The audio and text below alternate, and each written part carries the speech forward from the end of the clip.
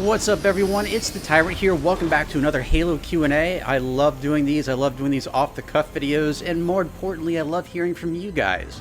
So let's go ahead and jump right into this. We've got some great questions today. Our first question comes from DERRICK STEGALL, and Derek asks, I know that you are a Halo channel, but for the next Q&A, what are your thoughts on the state of modern Star Wars? Have you played any Star Wars games, and if so, what's your favorite? How's your hand doing? Lots to unpack there. So I wanted to put this question first because there seems to be this consensus going around that I'm a Halo channel. And, you know, Hidden Xperia and I talked about this when we were doing our Resident Evil reviews. And I'm not a Halo channel. And it's been a while since I've even posted any real Halo content. I play many games, and more recently I've been doing lots of Godzilla videos and dinosaur videos and World of Warcraft videos, and I have a new World of Warcraft series coming up called The Ominous Adventures of Skyla the Sorceress, which I hope you all tune into. But I haven't been a Halo channel in quite some time. I never really considered myself a Halo channel, just someone who posts Halo walkthroughs along with other video game walkthroughs. Halo is what got me started, but I'd like to think that I've posted a lot more in the video game industry since then that hopefully you all enjoy.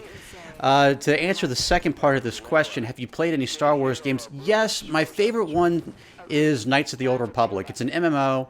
For those of you who haven't heard of it, it's a lot of fun. The graphics are really good, and I love the gameplay. I love being an assassin. I always thought that was Sith assassin. I love the fact that you can dual wield, or not dual wield, but wield a double-bladed lightsaber. It's like the only class that you can do that in, and it's a lot of fun. I actually do like the new Battlefront games. I'm not a big fan of microtransactions, as many of you know, but I do think graphically they're really good. And I think the storyline for Battlefront 2 is pretty solid as well. Hopefully I don't get any hate for that, but as far as the movies are concerned, I haven't really been that interested. I did see The Force Awakens. I loved that one. I saw The Last Jedi. I was a bit mixed on that one, and I still have yet to see The Rise of Skywalker, so no spoilers in the comments below. In terms of the other like one-off films like Rogue One, I thought that was pretty decent. Solo, I was kind of torn on. It was okay, but it wasn't my favorite Star Wars movie. So, in terms of my hand, it's still injured. But I do appreciate you guys asking and showing your concern for that. That's really nice of you. So let's go ahead and move on to our second question, Jacob Stubbs. And Jacob asks, Q&A Tyrant, Halo Shadows of Reach is going to set up Halo Infinite in a way from what I've heard, and there's a new alien race judging by the premise. Do you think this new enemy is who the pilot was talking about in E3 2019 trailer when he said, not them again? If it was a threat we've seen already, why not mention them by name? Sorry for the lengthy question. No, don't apologize. I love these kind of questions. I haven't read Shadows of Reach yet, and I don't know if I'm going to. It's been a while since I've read a Halo book. The last one I read was Ghosts of Onyx. So just to give you an idea, it's been quite a while since I've read anything Halo related. I'm still a big fan of The Fall of Reach. I think that's an excellent book. I recommend it for anyone, especially for any Halo fan. But in terms of a new enemy, I think it's possible, but as we've seen, actually I'll save this little bit for later since we have another question that sort of dives into this. In terms of a new alien species, we might see one. It's certainly possible. In terms of why they wouldn't mention them by name, I think if we're not seeing a new alien species, because we already know who the Covenant are, and not to mention other factions that could be making an appearance in this game as well. So I think that they may have just wanted to leave us hanging a little bit, or they just assume that we already know who the pilot is talking about. So that's my thoughts on that, but you guys let me know in the comments below if you think there's going to be a new alien race in Halo Infinite.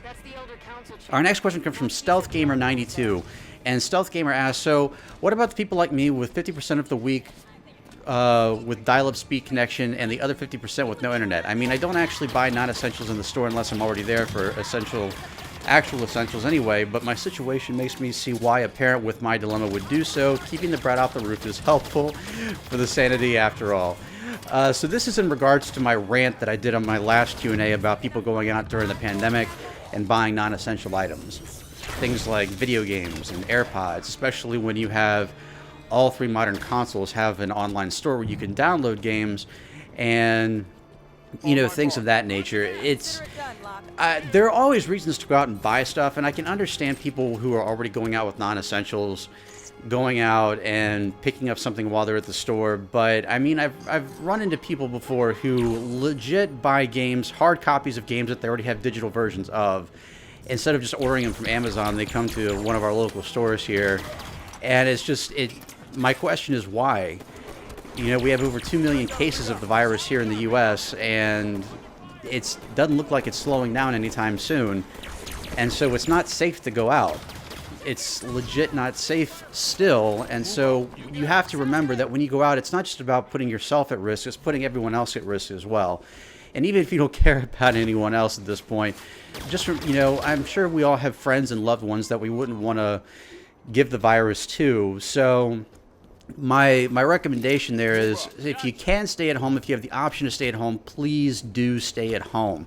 I understand there are essentials out there like toilet paper and paper towels and tissues and food and that sort of thing, but there are also non-essential things that you don't need right now. And if you absolutely do want them, you can order them off of Amazon. I mean, that's what Amazon's there for. So that's my response to that. Again, I understand some people, there are reasons to pick up hard copies of video games, but if you can avoid it, stop going to the store. If you can, order them from Amazon. It's not just about keeping you safe, it's keeping everybody safe. So that's my little mini rant on that, and I hope you understand. I'm not mad at anyone who does it, but I just think it's a little bit pointless, especially right now. So our next question comes from Dale Lee Mixon, and Dale asks, do you think the Flood will return in Halo Infinite? I think that it would be an awful waste if they didn't, because as we saw with the expansion of Halo Wars 2, they made themselves very known. I thought they were very interesting to fight in Halo Wars 2, and to be quite honest with you, I think that it set up the story nicely for them to return in Halo Infinite, even if it's in a small way.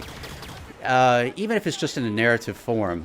But I'd like to see at least some reference to the Flood in Halo Infinite, and I hope that answers your question, Dale. Always good to see you here, my friend.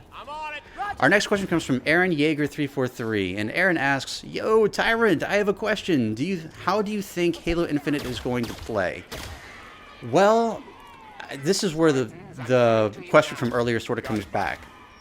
I think that we're still going to have sprint and that sort of thing. I know that a lot of you aren't fans of that, and I'll touch more on this in the next question, but I think the Banished are set up to return. I think that the recent audio that we got from 343 Industries is pretty much a confirmation at this point that the Banished are going to be in Halo Infinite, and I have mixed feelings about that, but I'm looking forward to it at the same time because it's a new flavor of Covenant. It's not even the Covenant, it's their own faction, and I love seeing their vehicle designs, their armor designs. I'd love to see these intelligent brutes leading armies, because we didn't really see that in previous Halo titles. We didn't see that in Halo 2 and Halo 3. They were just kind of there.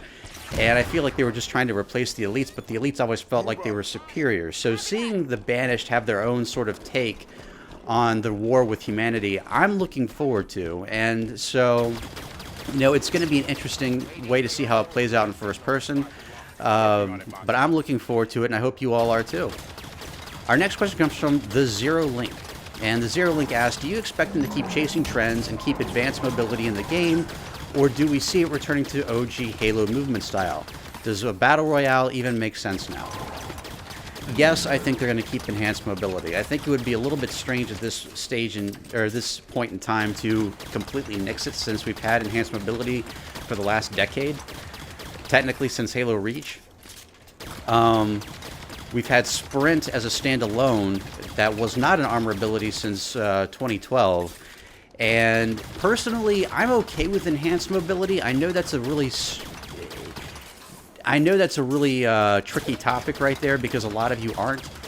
I prefer enhanced mobility over armor abilities, and so I feel like Halo 5 was the right step in that direction. I really did not like armor abilities at all in either Halo Reach or Halo 4, but they were done better in Halo 4 than in Halo Reach, and I prefer enhanced mobility over armor abilities. So I think that's probably going to remain in there in some shape or form. Maybe not as much as it was in Halo 5, but I think that we're still going to have sprint, whether you like it or not. And yeah, that's my take on it. I think that in terms of a battle royale mode, I'd like to see Halo's take on that. You know, I've tried dabbing into other Halo, or not Halo games, but Battle Royale games like Fortnite, and I'm terrible at them. But if Warzone is an indicator of what a larger scale battle, multiplayer battle would be like between teams of Spartans, I think it would be really cool to see what Halo's take on that would be. That being said, I don't know if there's going to be a Battle Royale mode in there, and I don't know how you guys feel about that, but you can let me know in the comments below. And our final question of the week, our star question, comes from Mr. VALKORION. And Mr. VALKORION asks, who would win in a fight, Tartarus or Atriox? Ooh, that is a good question. It depends on which advantages they have, because Tartarus at one point had the Fist of Rut, and if you remember in the final mission in Halo 2, he also had some sort of magical shield. That said, even with those things at his disposal, he still lost to the Arbiter and Johnson.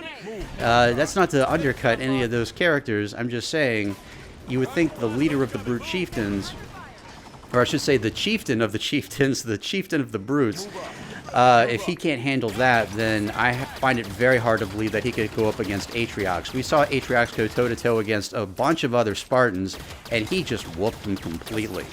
There wasn't even a contest there, and Tartarus just, he strikes me as a very intelligent creature. And that's something that we haven't really seen with the Brutes before, or at least not in any major Halo title. And so, when we've seen this in Halo Wars 2, it definitely brings to light how just menacing the Banished can be. And I'd love to see this repeated in Halo Infinite. Who I could see in a win in a fight, in my opinion, it would be Atriox. Atriox is just too smart for Tartarus. Tartarus, don't get me wrong, he's got a lot of weapons. He's a very brutal guy, but I think Atriox has the brains behind it, and not to mention he has an entire army to back him up too. So I don't know if we're counting armies in this one or not, but in a head-to-head fight, I feel like even with the Fist of Rut, that Atriox would still win. But you guys let me know in the comments below what you think. Would Tartarus win in a fight, or would Atriox win? I'd love to hear your thoughts and opinions in the comment section below. Don't forget to leave your questions for the next Q&A. And I'd love to take a moment to thank each and every one of you for taking the time out of your busy day to sit down and watch this video. I do hope that you enjoyed it, and if you did, I hope you'll consider subscribing for more great content right here on the channel.